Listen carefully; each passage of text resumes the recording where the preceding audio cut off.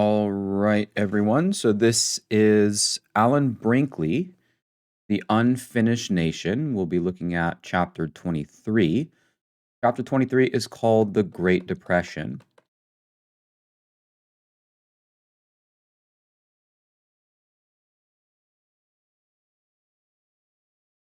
And the Great Depression is considered in American history, if not in world history, to be the worst economic downturn in the history of the United States. And the Depression itself roughly stretches from, we'll say 1929 to make things a little bit easier, all the way until 1941, which is American entry into World War II. So for about 10 years, or broadly speaking, we could say the 1930s, the United States experienced a significant decline in its economic standard. To put it in context, let us just go ahead and recall that the time period before is sometimes referred to as the booming 1920s, um, from the ending of World War I up until 1929. So the United States really kind of goes from a booming decade to bust, and that is kind of what brackets it. Again, 1941 being World War II, which is what eventually gets the United States out of the Great Depression. So let's unpack a little bit about how exactly this happened. Typically, we think of the beginning of the Great Depression as occurring on Black Tuesday, which was October 1929. And this was a day where the stock market crashed. It's estimated that, or as you can see kind of from the graph here on Black Tuesday, this is your stock market. It had been going up and up and up during the 1920s. And then on one single day in 1929, the stock market plunged rather significantly. Had a brief recovery, but then for the next really 4 years or so, it would continue to decline. So Black Tuesday is, we'll say, the crashing of the US stock market. And if you're not familiar with the stock market or what it does, essentially you can think of the stock market as an evaluation of all the businesses that are listed on it. So if we're talking about the American stock market, we're mostly referring to American companies.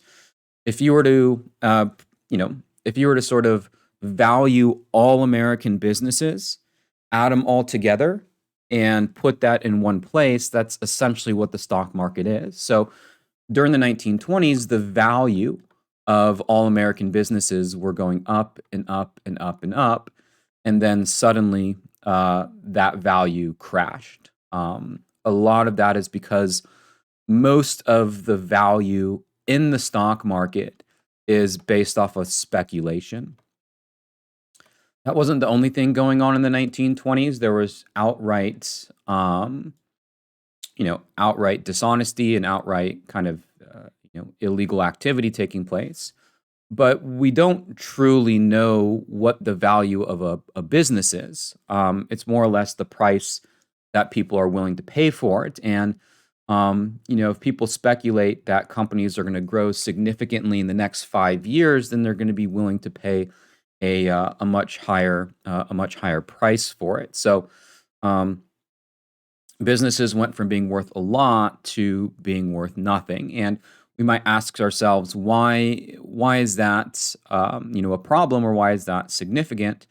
In 1929, when the stock market crashed, most Americans were unaffected, unless you were a stockbroker or something along those lines. It had very little effect on you. But it does affect the business. So, for example, if a business loses 25% of its evaluation, in fact, after Black Tuesday, businesses would lose approximately 50% of their overall value. If a business loses a lot of its value, then that might lead the business to downsize. And that's when businesses start to um, lay off workers, they start to close factories. And this is when it actually starts to get felt by the American public. So, um, for example, the stock market crashes in 1929, but most Americans don't start feeling the depression until 1931, 1932, 1933, after they've been laid off from their job, after businesses have to close down, 25% of their production facilities. Now, what was the cause of the Great Depression? Well, there are a lot of historians and economists who argue about this, so you're not going to get really consensus. But we can point to kind of a couple of different factors. First and foremost, we can identify the problems within the United States economy, but then also the problems on the global scale. So there's kind of two factors at work here. Very important to note that Black Tuesday, this was not the cause of the Great Depression, but certainly kind of a signal that something was wrong.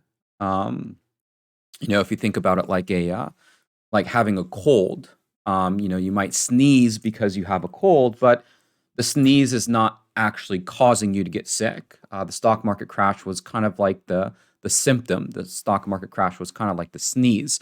It was a sign or a signal that something was very, very wrong with the U.S. economy.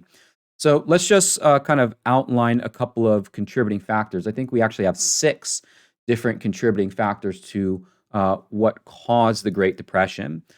First and foremost, domestic production. Now, interestingly enough, when it came to domestic production, it wasn't producing not enough, it was actually producing too much. Much of the 1920s economy was, or the growth in the 1920s economy was based off of these sort of single purchase large items. So think about things like, a radio or a car or some sort of kitchen appliance, right? Some of these were kind of newer technologies, or at least affordable for the very first time. But the reality is that once a family owns one radio, one car, and let's say, one sort of kitchen appliance, they're not going to go out to buy another one, right? You don't need 5 radios or you don't need 5 cars. So producers were anticipating that people would continue to buy at the rate that they had been buying in the 1920s, and were adjusting their production as such. And it turned out that once people purchased one of each, then they didn't really need to buy any more. So we might call this, to use maybe like an economic term, oversupply for businesses. At the same time, consumer demand was declining. And not just because of the reasons we outlined earlier, but one other thing we need to take into consideration is that while the 1920s were a time period of economic growth, there was a significant wealth disparity that was growing. And this is, to say kind of in another sort of way, is to say that, the middle class was not growing along with the economy. Maybe saying that there was no middle class might be putting it too strongly, but certainly there was a weak middle class. There were a lot of people who had wealth at the very top, a lot of people at the bottom, and not really a lot in the middle. And the reason why middle class is important is that this is your consumer class. So these are the people that purchase things. Most people with excess money, a great example is this. If you just run this experiment, let's say that you can either give, just to make things simple, you could either give $10,000 to one person, or you could give $10,000 to 10 families. In the situation where you give $10,000 to 10 different families, they are ultimately going to purchase 10 radios, 10 cars, and 10 appliances. Whereas if you take, $10,000 or whatever 10 times $10,000 is, if you give just the $100,000 to one single person, well, maybe they'll buy 2 radios, 2 cars, and 2 appliances just to be fancy. But in other words, if the wealth is concentrated all into too few hands, they're not going to kind of evenly purchase consumer goods the way in which middle class families would. So, this was also a reason why consumer demand was declining. So, um, on the one hand, oversupply of goods, but declining demand. Another issue domestically in the United States economy was the system of credit and debt that had built up during the 1920s. A lot of people and businesses and farmers had taken out loans, owed money to the banks. A lot of people purchase kind of all of these consumer goods using credit, buy now and pay later. And when people and businesses couldn't pay back their loans, right? So you have unpaid loans. That would affect the small banks that had lent out those loans. It turns out small banks buy from bigger banks, and it sort of created a chain reaction in the economy, whereas too much debt and too many loans were being paid. People couldn't pay them back. Small banks closed. Because small banks closed, big banks closed. And in fact, you had a lot of situations in which banks just simply failed. There was this term that they used at the time to describe kind of the way in which people would descend upon the banks that were failing to try to get their deposits back. And they called those the run on the banks. And you can see a couple of images here. If you were someone who had deposited money in the bank and you had heard that your bank was failing, you would try to run out to the bank as quickly as you can to try to get your money out of the bank, because if that bank failed, then you weren't going to get your money back. And there were lots of people who lost their entire life savings when banks crashed, across the economy. So, the failure of banking is not just due to, sort of the unpaid loans, but certainly had, a factor, or certainly was a factor in that weak banking system, kind of risky loans, risky credit, et cetera, et cetera. So those are kind of 3 things we could point to going on in the domestic front. In terms of global factors that also contributed to the Great Depression, wartime demand was declining. A lot of, we might say, the U.S. economy boomed because of World War One. World War One was a war in which devastated Europe, and in fact, the United States really benefited from the war in a lot of ways, economically, anyways. And so, once the war concluded and Europe started to rebuild, they didn't need U.S. products anymore. Europeans could produce their own products, and so again, we have another problem of declining demand, but this time declining demand overseas. So declining demand at home, declining demand overseas. Both of these things, end up being a major problem for American businesses. At the same time, another global factor was the economic system created after the war.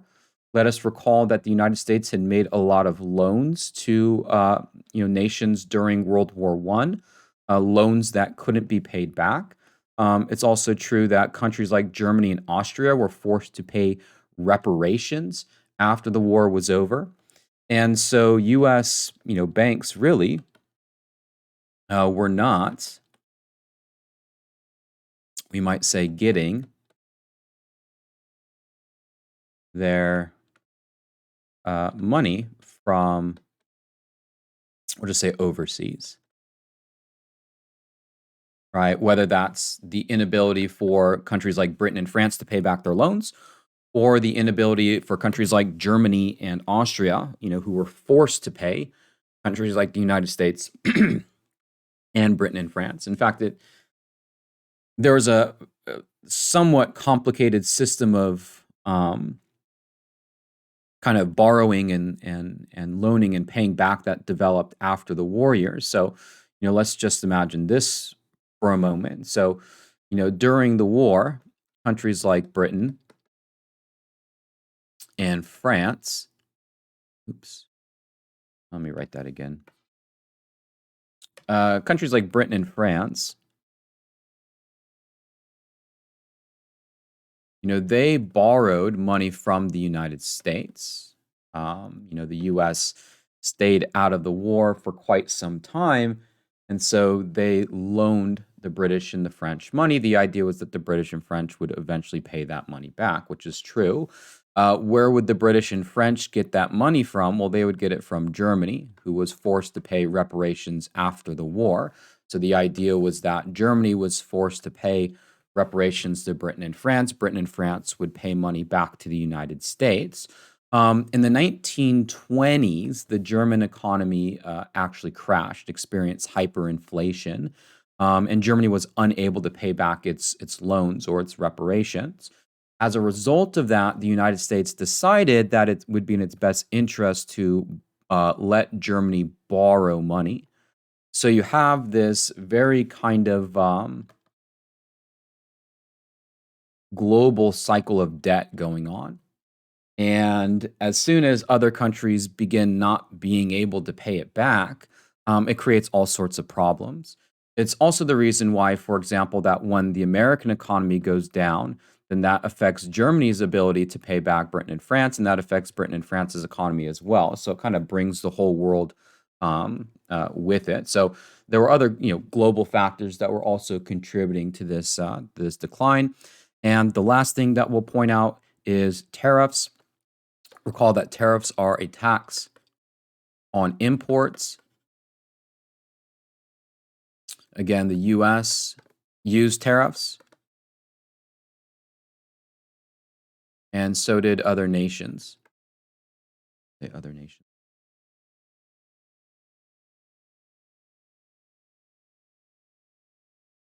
used tariffs. That is to say, if the United States decided to tax another country to import into the U.S., other nations did that as well. The 1930s were driven by kind of a version of like national economics, right? A lot of countries were kind of turning inwards when it came to the economy. And this is a problem again because it doesn't allow for the Americans to solve this problem of oversupply that we talked about earlier. So the idea is that if you tax another country, that country is going to tax you. And so the inability for American businesses to sell at home, but also to sell overseas because the tariffs were so high, it made their products so expensive. It only makes the problem of oversupply worse. So once again, the Great Depression, the causes of it, it's a very complicated kind of issue. It's not something that there's a consensus about among historians and economists, but at the very least, there are some fundamental factors that everyone kind of agrees upon. The idea of oversupplying, declining demand, the problem of credit and debt, the global factors, right? Wartime loans and reparations, the tariff wars. All of these things together led to, again, the worst economic period in U.S. history, maybe even world history. This graph here is also pretty illustrative in terms of just how the Great Depression progressed. What you're looking at here is a graph of U.S. exports, and each kind of outside circle or outside line represents the year. So in the first year, 1929, the United States was exporting approximately, I think this would be like $3 billion, or 2,000 million, whatever that is. The next year, 1 year later, the United States was exporting 2.7 billion. The next year, 1.8 billion, 1.2 billion. And then finally, when you get to 1933, the United States is only exporting less than 1 billion. So you go from 3 billion to 1 billion. And it just shows you the way in which, American companies are really sort of struggling. So on the one hand, we can think of the Depression in terms of, or some of the reasons as to how we can gauge this as being one of the worst economic time periods is by, kind of looking at the statistics of the Depression. And there are a couple that we can sort of point to indicate, um, just how bad of an economic downturn this actually was. So, between the years, we'll say roughly between the years 1930 and 1933. Again, just to throw some statistics at you, 9,000 banks failed. And again, if you were unlucky enough to have deposited any money in those banks, you had lost your savings. In terms of the money supply, so the money available in circulation, it shrank by one third. So one third of the money supply was no longer available. And a fancy economic term, GNP, gross national product, everything that is produced inside of a specific country, that decreased by 25%. Probably the most cited, though, number in terms of measuring the Great Depression is the unemployment number. Now, of course, this varied depending on location and demographic. So, for example, unemployment would be much higher for women than it would be for men. It would be much higher for ethnic and racial minorities, African Americans, Hispanics, Asian Americans, than it would be for white Americans. And it depended on geographic location. Some cities that were hit especially hard by the depression could have unemployment up to 60 or 80% in some case. But typically, the overall average number that we usually cite for the Great Depression is 25%. And that is to say that of all the people who are actually looking for work, 25% of people, or 1 out of 4, can't find a job. Unemployment is kind of a tricky statistic.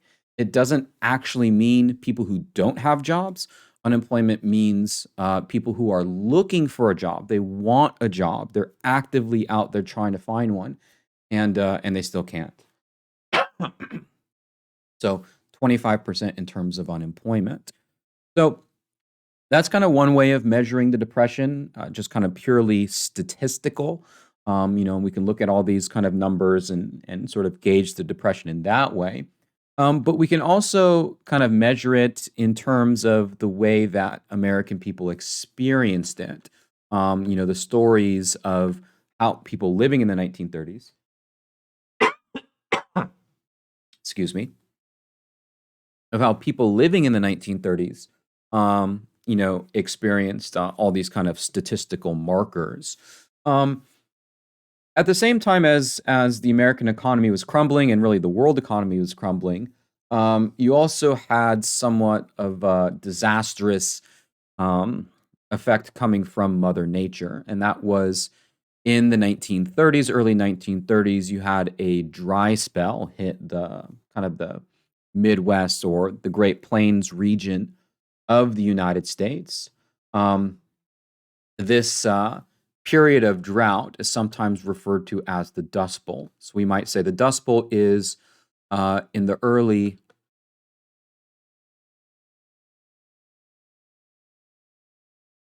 1930s, we'll say a dry spell.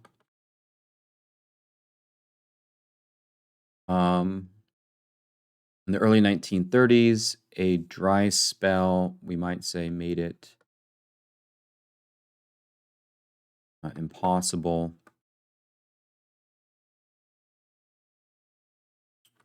for farmers in the Midwest slash Great Plains.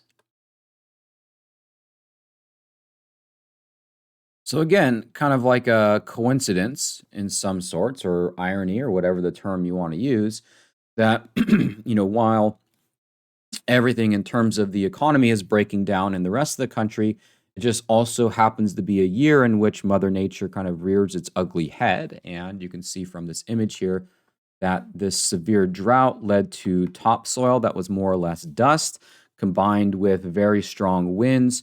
There were giant dust storms that, just kind of went over the entire country there. And so This was crushing for a lot of farmers. A lot of farmers were put out of business because of the Dust Bowl. Many ended up moving to California, in which they were referred to as Okies. So, Okies were people who moved to California because of the Dust Bowl.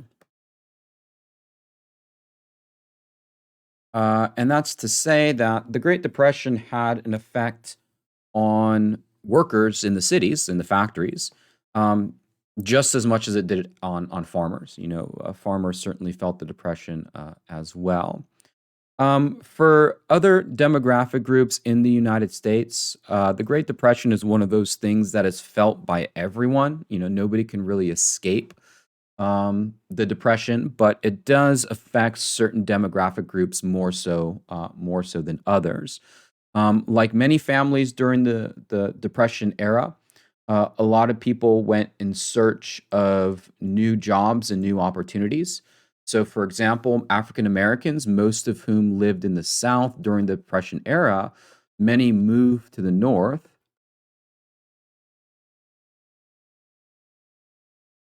for more economic opportunity.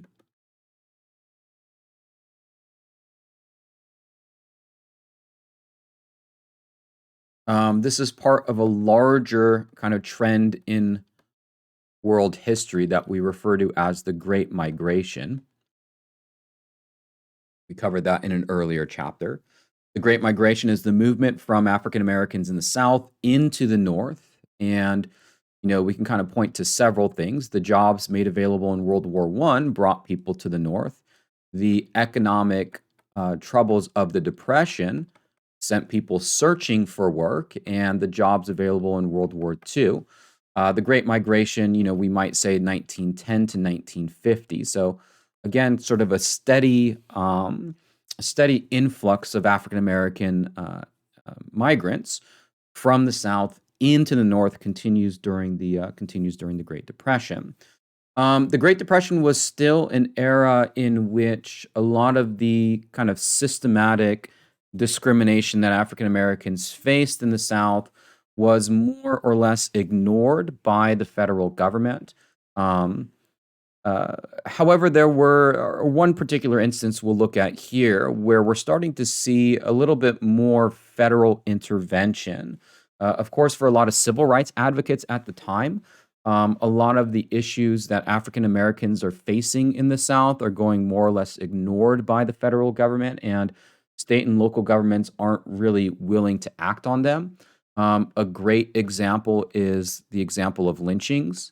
Lynchings were public executions, typically of young black men, and the people who were killed in public, there was never any justice that was really brought for them, that those cases went uninvestigated and nobody would be held accountable for it. And so, um, for a very long time, civil rights advocates would attempt to try and get the federal government to intervene on their behalf. So, um, you start to see a little bit of a changing when it comes to that, and we find it in the Scottsboro case, which took place in the 1930s.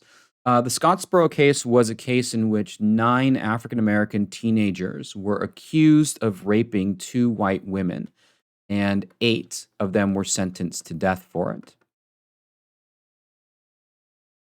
So, very much in line with a lot of the kind of other common lynchings that would occur. Typically, young black men in the South would be accused of some sort of sexual crime against a white woman, and in this case, the local jury there in the South, determined that not only were the 9 teenagers guilty, but that their punishment should be the death penalty. In 1932, the U.S. Supreme Court overturned it, or overturned their sentences.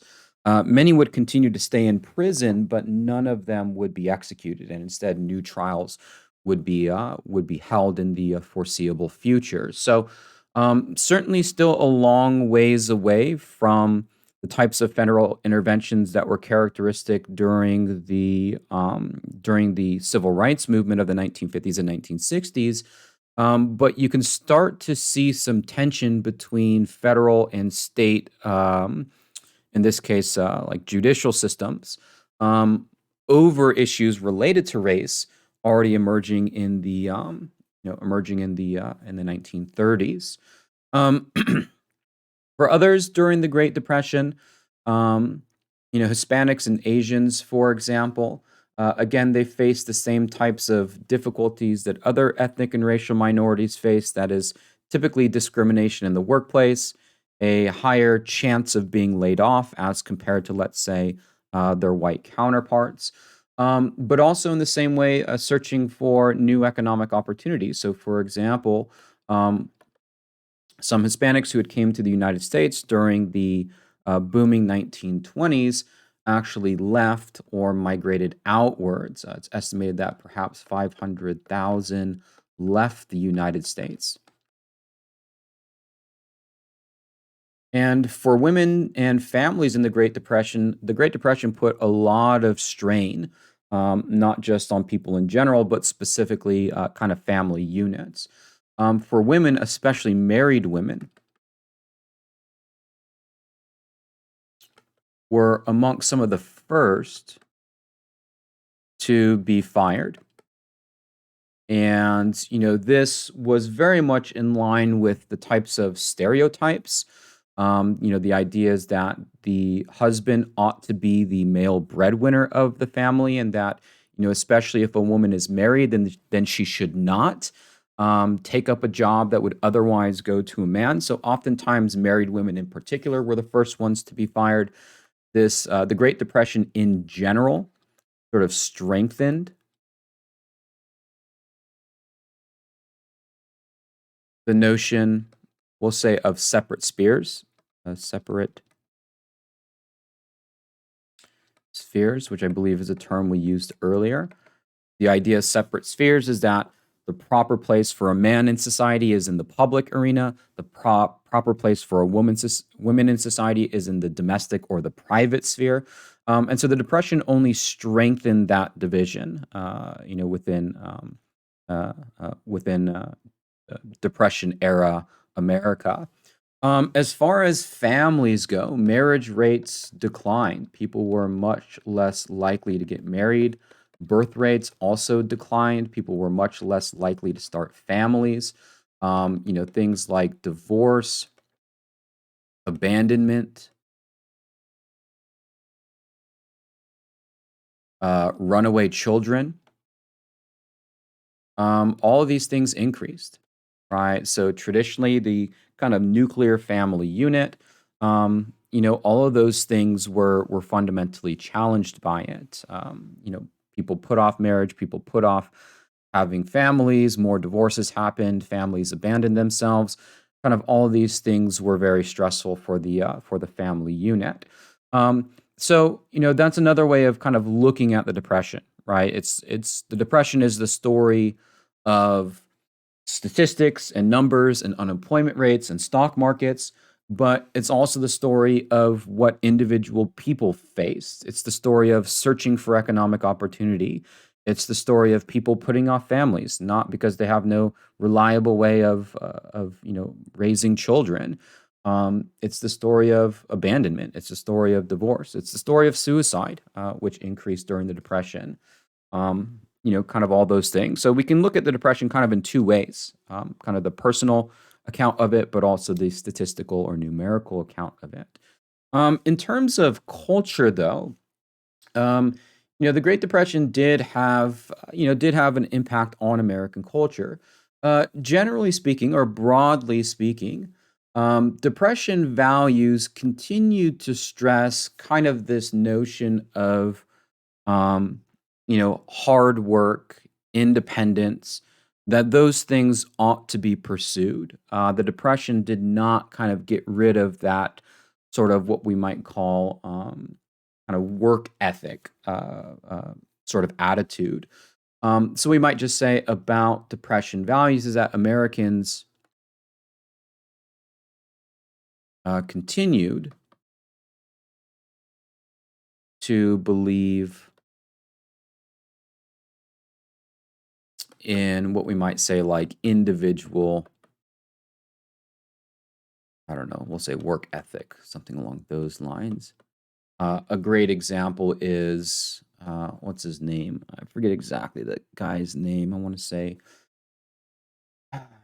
yeah, I'm not even going to try and guess what the author is, but one of the more famous books of the time, and it continues to be very famous today in the United States and even around the world, was How to Win Friends and Influence People. And again, this is kind of a category of maybe like self-help. So, yeah, there certainly was some despair that occurred during the Depression era, but Americans still had a pretty strong kind of attitude towards being able to kind of lift themselves up. How to Win Friends and Influence People still even today remains somewhat of a popular kind of popular book. And again, the idea is that it's going to kind of help you in your personal and professional life. Modes of cultural output like the radio and the movies, both of these things continue to, be very popular. The film industry did end up taking kind of a brief decline at the beginning of the Great Depression, but it actually grew during the Depression era.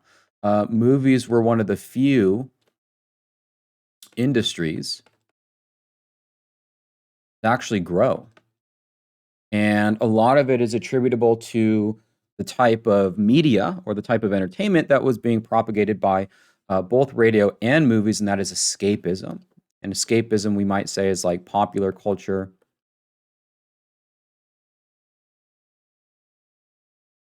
uh, to escape kind of the realities of life.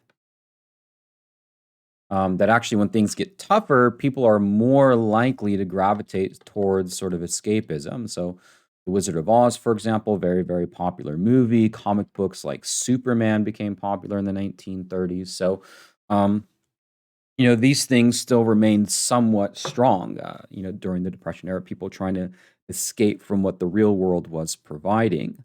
Um, in other ways, Americans were becoming maybe more so involved in kind of the uh, global reactions to the Great Depression.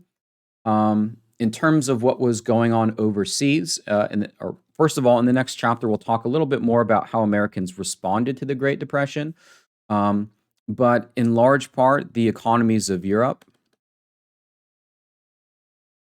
looked at kind of the current system, which was a system that was politically based off of democracy and an economic system based off of capitalism.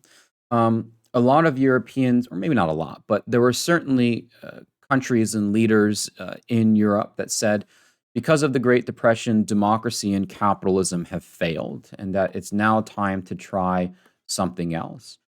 Whereas in the United States, you'll certainly get some changes to the democratic and capitalist system, but there's not going to be any sort of fundamental overthrowing of capitalism in the U.S. like there will be in other European countries.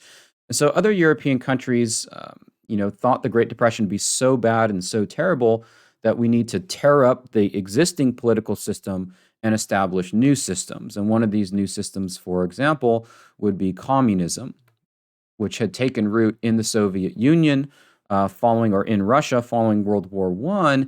And when the Western capitalist economies failed during the Great Depression, the Soviet Union was actually doing quite well. And so there was a lot of people at the time, if you're just standing there in 1930, that would say, capitalism is the past, communism is the future. One such group was called the Popular Front. This was a communist organization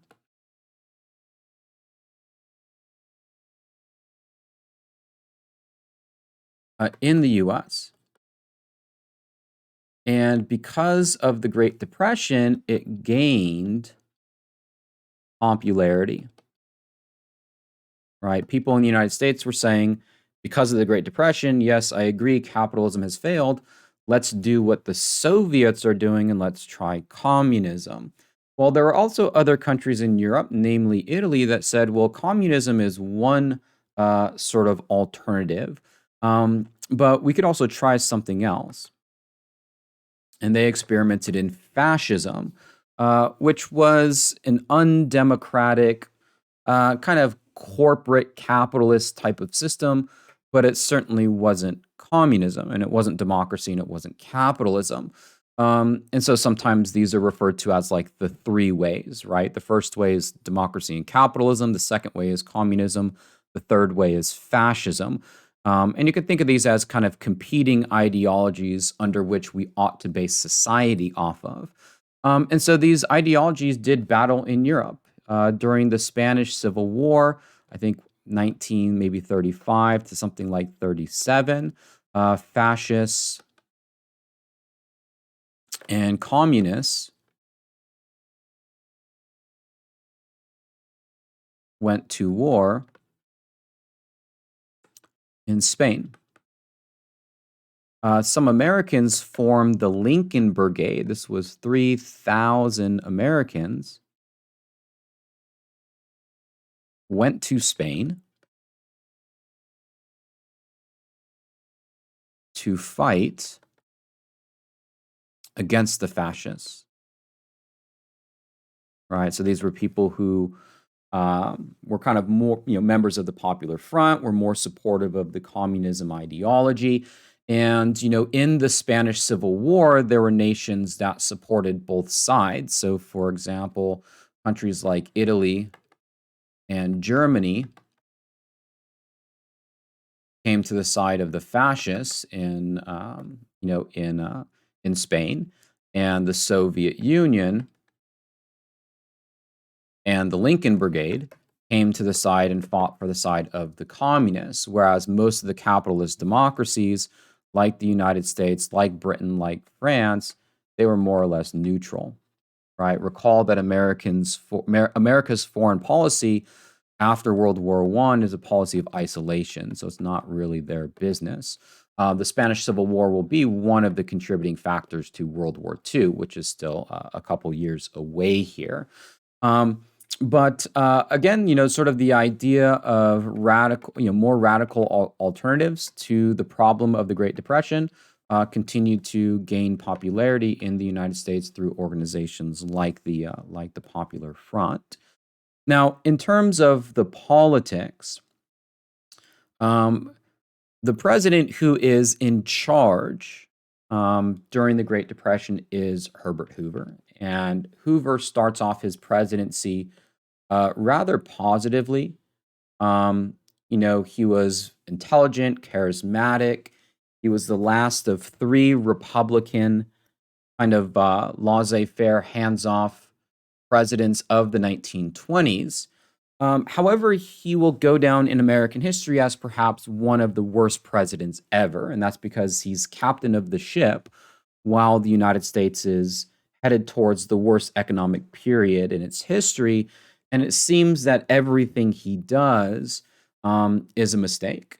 Now, there is a little bit of a misconception about Hoover, and that was he is a do-nothing president. That is, as Americans were struggling with homelessness, we're struggling with food and bread lines and unemployment, that Hoover did nothing but just kind of, sit in the White House.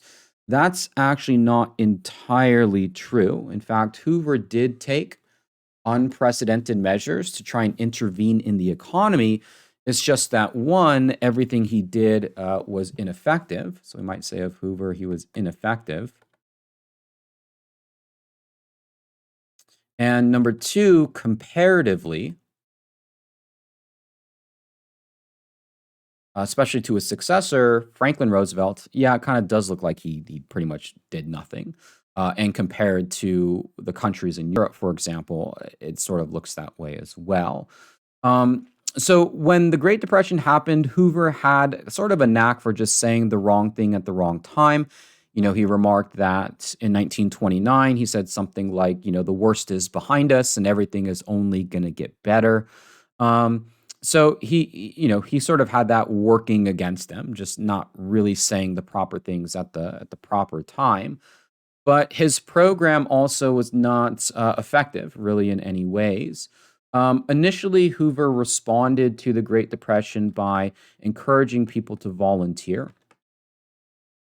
And while people could certainly volunteer, and the 1930s were uh, some of the years in which people volunteered the most, it was just not kind of going to be to the scale required to solve the economic problems. Um, so volunteerism, yes, it increased, but it wasn't the right antidote for the poison that was the American economy.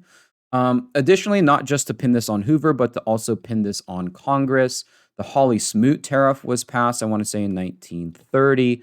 This placed, we'll say, new highs for tariff rates. Again, the idea behind tariffs is that you protect American businesses. But again, the problem with American businesses was that they couldn't sell. And if you raise tariffs on foreign countries, they're going to raise tariffs on you. So this only compounded the problem of high tariffs and how it factored into the economy. And it wasn't very long that Americans began blaming Hoover for the crisis, whether or not or how much Hoover is actually responsible himself. We can debate that, we can argue about that, but it typically is the case that whether it's your fault or not, if you're the president of the country during an economic downturn, you will be blamed for it. And so many of the shanty towns that were built in cities across the country, when people became unemployed, they were kicked out of their homes. And so they just started building their houses out of anything they could find. And all of these sort of shanty town cities began springing up all around the country, and they called them Hoovervilles. So Hoovervilles were the name for we'll just say the quote unquote shanty towns across the country. Right? We can maybe think of this as like homelessness. They also called newspapers Hoover blankets. People who couldn't afford a blanket would use newspaper for their blanket. Again, Hoover's blankets. So Hoover did go from, kind of this position of volunteerism, very much a pick yourself up by your bootstraps sort of mentality, to creating a system that would intervene in the economy in an unprecedented way, and that's the Reconstruction Finance Corporation, otherwise known as the RFC. So the RFC, we might want to call this is Hoover's intervention in the economy. And no president had ever done anything like this before. But again, the problem with the RFC is that, one, it's not going to work. And number two, compared to what the next guy does, it does kind of look like peanuts, right? It doesn't really look like much. But the RFC, fundamentally, what it does is that it provides, we'll say loans / money, right? So providing financial resources to business, banks, and in some cases, local governments. Right? So the Reconstruction Finance Corporation provides loans and money to businesses, banks, and local governments. The big kind of thing that is missing from the RFC that not only makes it ineffective, but also makes it something that people criticize Hoover for, is that the RFC did not provide anything for individual people. And again, if you just look at it from a purely kind of optical standpoint, here is Hoover giving money to Rockefeller and Carnegie, giving money to JP Morgan, and in the eyes of the American public, JP Morgan and Rockefeller, they don't need any more money. They're rich enough as it is. Meanwhile, the people who are waiting in bread lines and living in Hoovervilles, they're not getting anything. So The RFC in Hoover's presidency, to make it short, was nothing but a disaster. To make matters worse, Hoover did not deal with the social upheaval very well.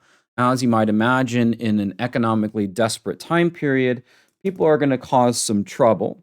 This is especially true with high levels of unemployment, that people will be up to no good. And so, things like crime and theft and all of those things were generally on the rise as a result. There were instances of, upheaval in cities and places across the country, but perhaps the most famous example of this popular protest was in the form of the Bonus Army. The Bonus Army was a group of World War I veterans who marched and occupied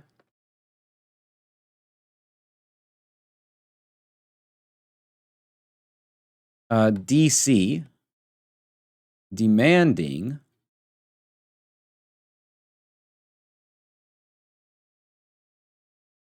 their bonus payment.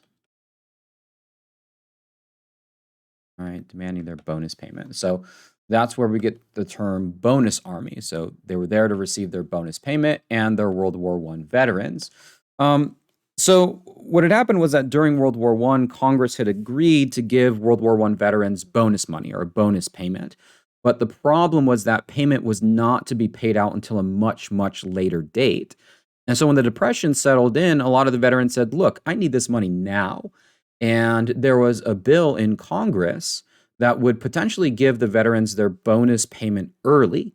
And so a bunch of World War I veterans then marched to Washington, D.C., saying, pass this bill, we want our money now. And by the time they had got there, they had set up encampments outside of D.C. A lot of other people had joined them that were not originally part of the bonus army or World War I veterans themselves, but they were just generally those who had been kind of left behind due to the economy. And the result was that, one, the Senate, or Congress more broadly, defeated the bill, so the veterans would not get their bonus money. Number two, President Hoover said that he didn't approve of giving the bonus payments now, so that he kind of made enemies by doing that. And then number three is that President Hoover actually called in the army to disperse the marchers. And, law enforcement and the military were brought in, including like cavalry and machine guns and even tanks, I believe. And those who had set up encampments around DC were dispersed. And again, in the eyes of the American public, when you're the president of the United States and you're ordering tanks to go and displace veterans, that's not going to sit well with a large portion of the American public.